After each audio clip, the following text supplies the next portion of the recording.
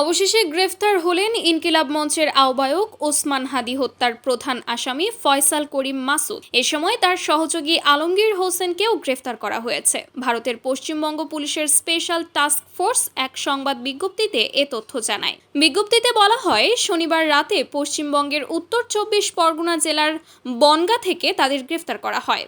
STF জানায়, গোপন ও বিশ্বাসযোগ্য তথ্যের ভিত্তিতে জানা যায়, বাংলাদেশের চাঁদাবাজি ও হত্যাকাণ্ড সহ গুরুতর অপরাধ সংগঠনের পর দুই বাংলাদেশি নাগরিক দেশ ছেড়ে অবৈধভাবে ভারতে প্রবেশ করেছেন। তারা সীমান্তবর্তী বনগাঁ এলাকায় অবস্থান করছিলেন এবং সুযোগ পেলেই আবারও বাংলাদেশে ফিরে যাওয়ার পরিকল্পনা করছিলেন। এই তথ্যের ভিত্তিতে অভিযান চালিয়ে 7 মার্চ রাত ও 8 মার্চ ভোরের মধ্যবর্তী সময়ে বনগাঁ এলাকা থেকে তাদের আটক করা হয়।